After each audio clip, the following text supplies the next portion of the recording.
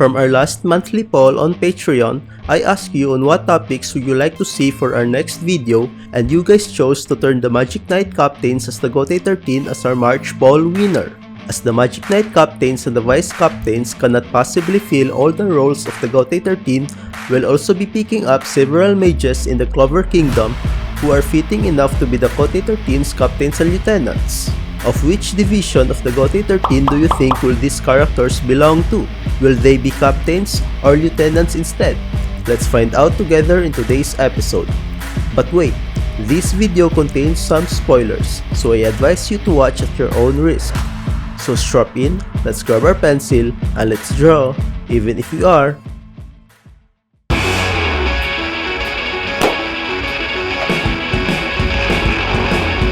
We'll start, as usual, with the head captain of the Gotei 13, none other than the Wizard King, Julius Novachrono.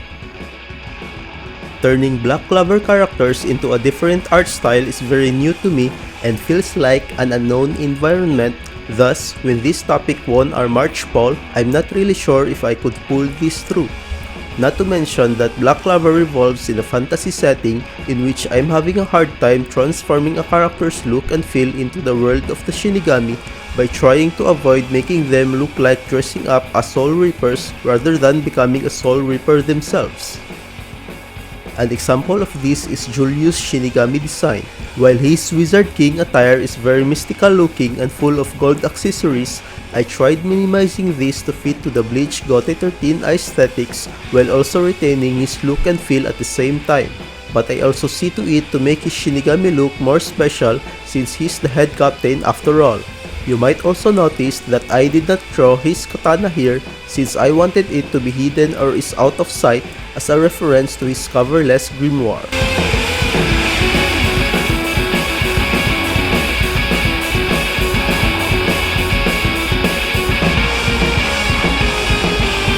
Marx Francois is undeniably the best fit to be the lieutenant of the 1st Division as he's been the most popular advisor of the Wizard King, Julius Novachrono.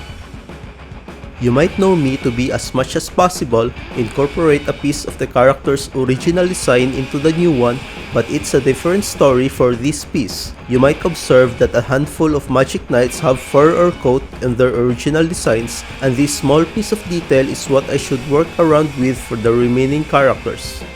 As Marx Francois is one of those characters, I avoid giving him the fur treatment but instead work around with his mantle to suit with his Soul Reaper look, in which, in my opinion, is a cool design for the lieutenant of the 1st Division.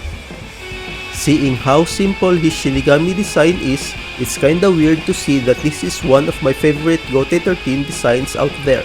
I feel like that this character really captured the style of Bleach, and although it's pretty simple looking, it really suits him well. How about you? Let me know what you think.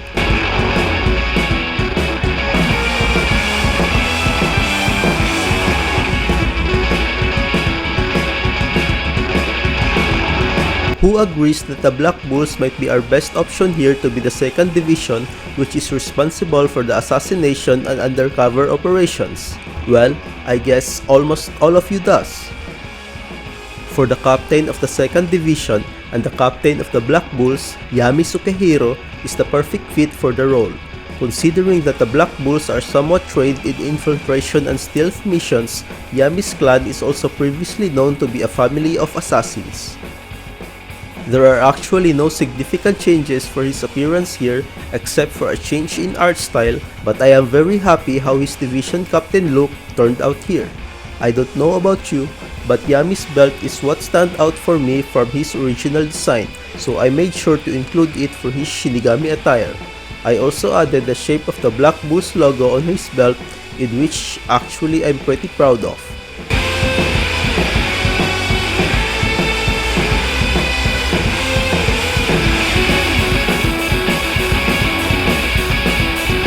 As the vice captain of the Black Bulls, Nacht Faust will automatically be our lieutenant for the 2nd Division. And with the shadow magic, I think he's born to be in this division, perfect for the role of Yami's lieutenant. You might be thinking Asta should be Yami's lieutenant since they are both in the same squad and Asta is probably much stronger than Nacht. But as I have said in this video a while ago, the Magic Knight's captains and vice captains alone can't fit all the roles in the Gotei team. In addition, Nacht is the official vice captain of the Black Bulls, so he's arguably the better choice for this position. Anyways, I actually had fun transforming him into a Shinigami as I find his final design very unique. Just like Yami, I decided to not give him the standard white waist straps, but instead, I incorporate his belt design into his Shinigami uniform. I also included some red straps for the final touch. As for his katana's guard design, I based its design to resemble horns, also a homage to the devils that he hosted.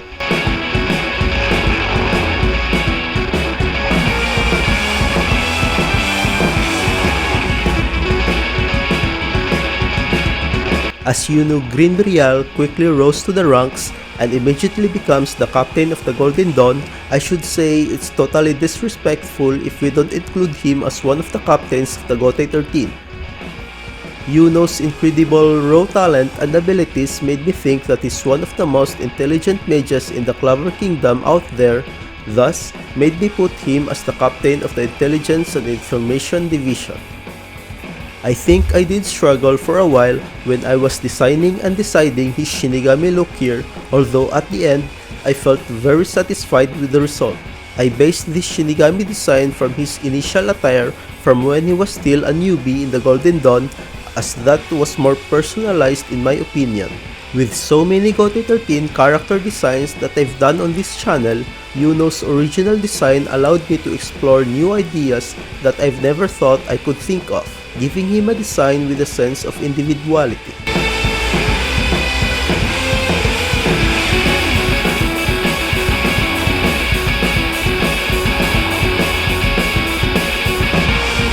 And for our last character in this episode, I pick Asta to be Yuno's lieutenant for the 3rd Division. I know, Asta is, if not equal, is perhaps even stronger than Yuno, and they both belong to different squads in which I should be choosing a high-ranking Golden Dawn member instead. However, I feel that there's no other more fitting Magic Knight to be Asta's captain than Yuno. And yes, Yami Tsukihiro is the real captain of Asta, but since Nacht Faust already took the spot as Yami's lieutenant, I think Yuno might be the best option, taking into account that their bond to each other goes a long way when they were still children. Asta's Shinigami design undoubtedly reminds me of the earlier version of Ichigo. Well, I could say I might have instinctively based his design from Ichigo's, considering I gave him a massive sword here. Moreover, unlike Yuno, I based Asta's Soul Reaper attire from his later designs in Black Clover. That includes his huge brown belt, in which I adapted and transformed into a shoulder sword strap.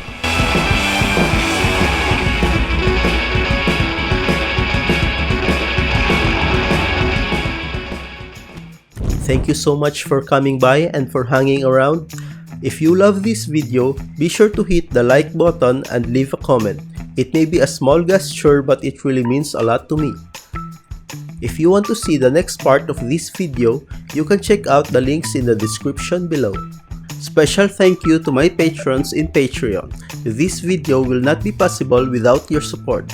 To see more of my content and to show your support to the channel, you might want to consider becoming a member in Patreon. For as little as $2 a month, you can now vote for our upcoming video topics with our monthly polls.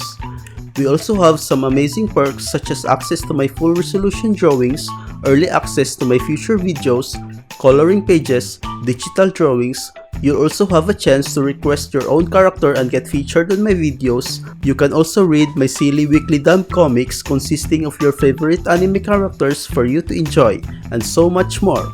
Another way to support the channel is to purchase some of my art prints in the in-print store. This includes some of my traditional drawings as well as the digital versions of my artworks. This is the That's So Good Artist, and remember, art is beautiful, life is wonderful.